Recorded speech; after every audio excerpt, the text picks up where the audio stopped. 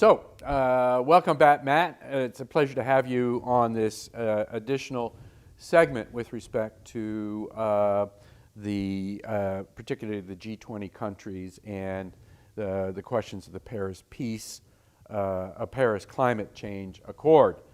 So, Matt, I wanted to raise with you the fact that the COP25, the Conference of the Parties, which is now meeting in Madrid, Spain, and is ongoing from December 2nd to December 13th. What can we expect from this particular meeting of the Paris climate change members?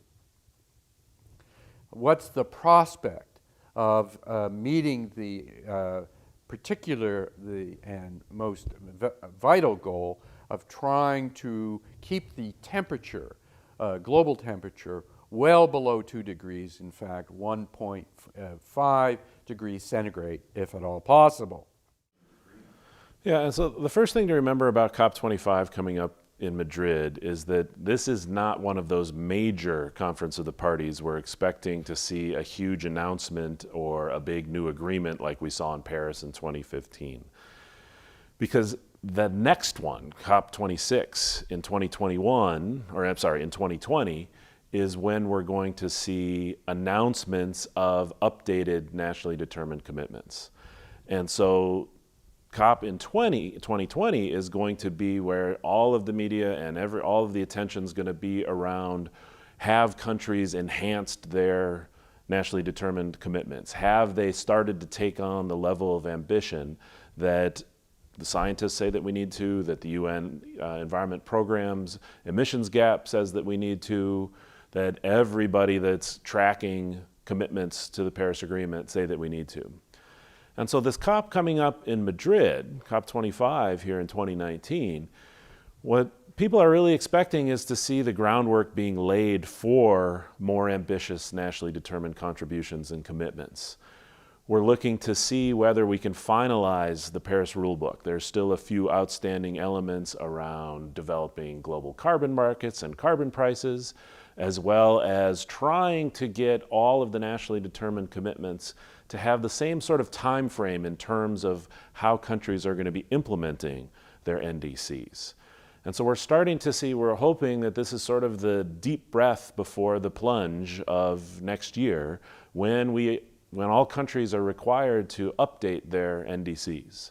And what we're hoping, and I think what the international community is hoping, is that the momentum at the COP here in Madrid is going to be about showing that there's momentum behind increasing the ambition of the NDCs the way that we need to have it. So Matt, you being one of those experts and observers that has had a positive view, it seems to me, of the Paris Climate Change Accord, in part because it was a bottoms-up kind of process, as opposed to earlier efforts which were more top-down, such as the Kyoto Accord. What's your view, given what appears to be a struggle, particularly by the G20 countries, to meet its current NDCs?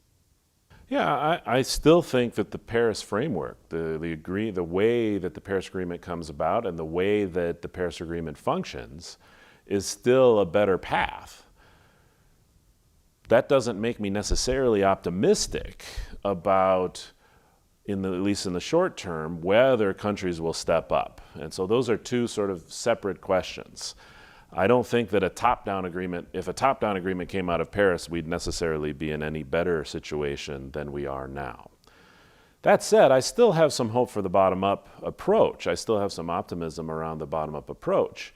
And one of the things that I'll be looking for when I'm in Madrid for the second half of the meetings is to see if the now global momentum, the global social movement that we've seen around youth, we've seen around just transition, we're starting to see around notions of the Green New Deal, whether this and I would say that this is really the first global social movement that we've had around climate change. We've had climate protests, we've had people that have been very concerned. We've had civil society organizations that have been very involved in climate change politics. But we're seeing for the first time a global social movement that is demanding action on climate change. And so I'll be looking to see if the urgency that seems to be there and that this global social movement is really instigating, whether that and how that's going to play at the COP itself. I'm sure we'll see, even with the sudden change of venue from Chile to Madrid, to Spain, I'm sure that there's going to be, even with that, I think that there's going to be a lot of enthusiasm, a lot of urgency among civil society organizations in the non-negotiating part of the Conference of the Parties. And I'll be interested to see how much of it leaks into the negotiating sessions as well.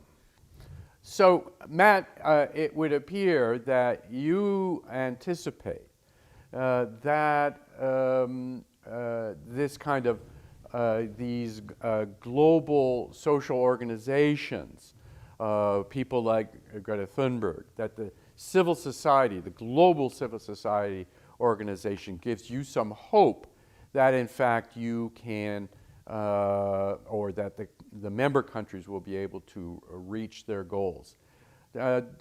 Describe to us a bit more about how these global civil society organizations are likely to have an impact on meeting the Paris Climate Change Accord. Yeah, well, and precisely because the Paris Agreement is predicated on countries deciding for themselves what type of commitment they can make, this sort of global pressure, this global social movement is going to be targeted at countries developing their NDCs and taking on more ambitious commitments. Now, whether we'll see that this year, whether we'll see that after the COP as countries ramp up to present their 2020 updated NDCs, that's an open question. Thanks, Matt. Thanks for having me. This was fun.